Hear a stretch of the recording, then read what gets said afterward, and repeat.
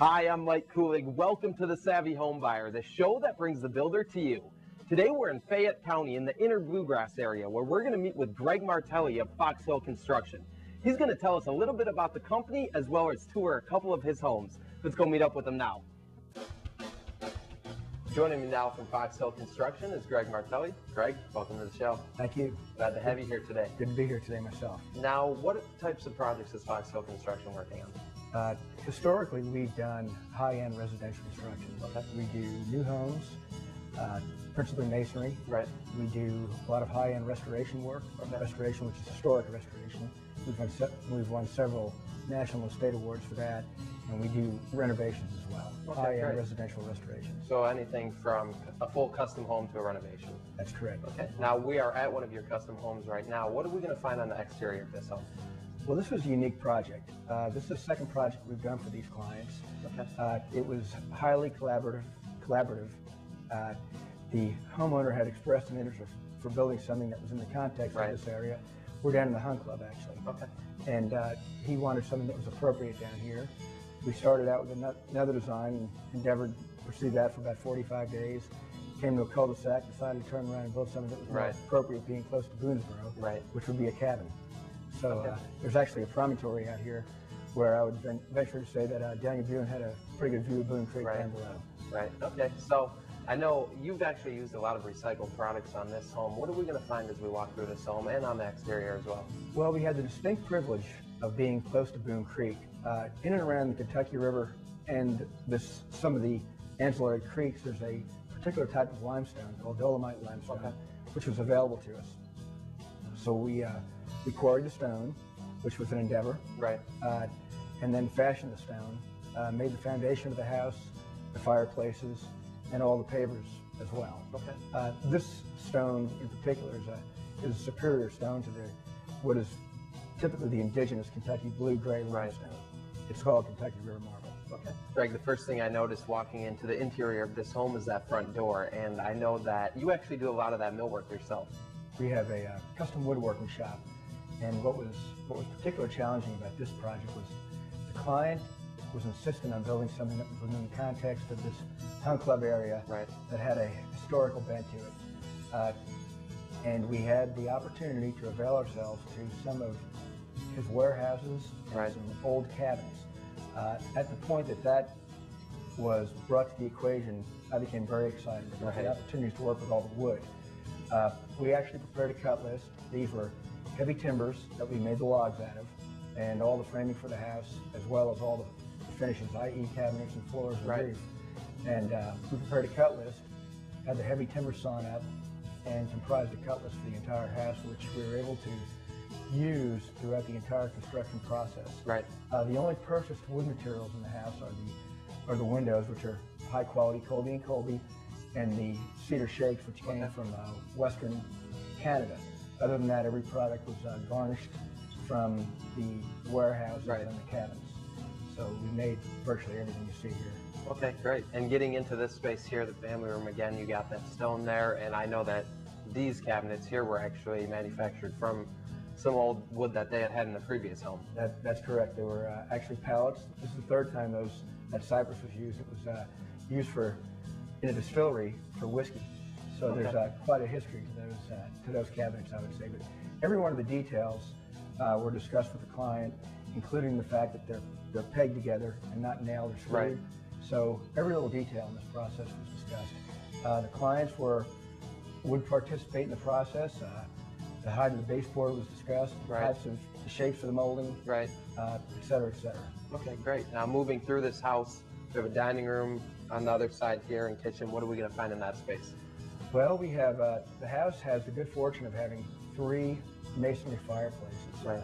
We employ the mathematical proportioning system that was purported by Count Rumford, which was a retrofit system they used in England to make inefficient fireplaces efficient. We use those same techniques today. We also use laminar throats. The Rumford fireplace in and of itself has a propensity to puff a little bit, and I don't know any clients that like puffing fireplaces.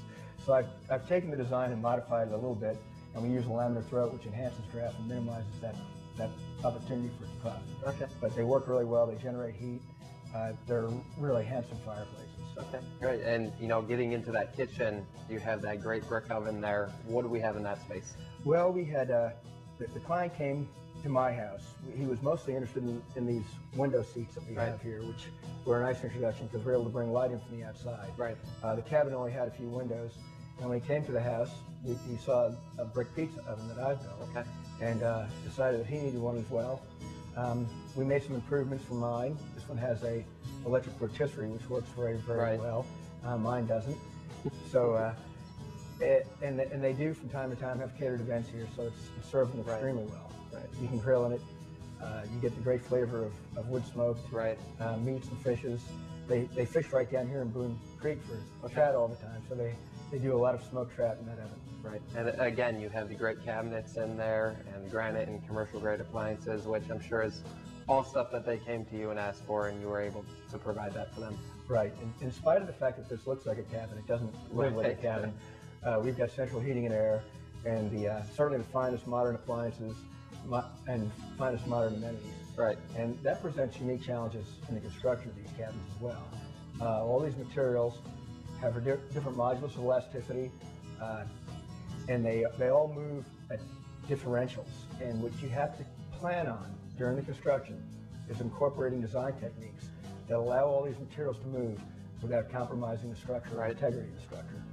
And virtually to invite the outside in. We don't want any cold air blowing through or hot air in the summertime, and we sure don't want the waspers that we have coming in from the outside.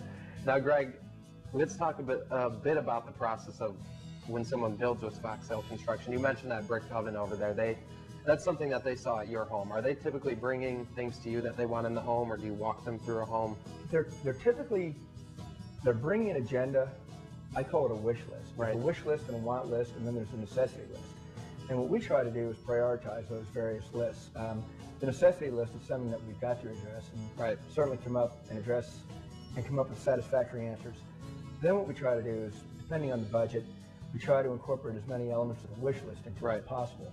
The value that I try to add to the equation is what I consider a fairly good working knowledge of materials and methods. Right. And I'm always letting them know where I think their best value is. That doesn't mean that's what they should do. Right. They've got ultimately the opportunity to make their own choices. Right. So what I try to do is bring to the equation the experiences that I've had. I've had the really good opportunity of working with some of the best architects in the country. Right. So I've been able to garner some design ideas and some techniques from those folks that I can share with my everyday clients. Right. Okay, so you are a true custom home builder. You're not limiting them to choices. Anything they bring to you, you can incorporate in their home. Anything that they bring to the equation, we can incorporate. Okay. And we have we're somewhat unique in that we hire our own carpenters, we frame our own homes, we trim our own homes, and we have the capacity with our shop to make or manufacture anything in wood, and we regularly do. Great. We also have a dry kiln, so we can dry green lumber. Okay, great. Now, Greg, another space I want to touch on in this home is that master suite upstairs. What do we have up there? Well, that was one of the challenges of this house. The log cabin was compressed from its current design by 3.5 feet. Right. So we had to jump the foundation up, which is one reason we have 20-inch baseboards. Right. And we had to use some timbers at the top to elevate that so that we could actually access what was a loft upstairs. Okay.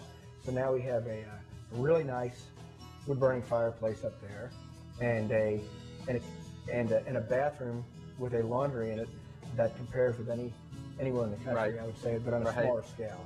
It's a very comfortable space up there with all the modern amenities. We've got a circulating tub, double vanities, a really nice shower with furry fixtures, and a unique water closet. I don't know if you noticed the library in the commode area. No. Apparently he's well read. Right. So it's a great little space. Well, Greg, definitely another great space, as is this entire house. You've done a lot incorporating the natural products, but like you said, bringing the modern amenities. Right. Well, one of the goals here was to create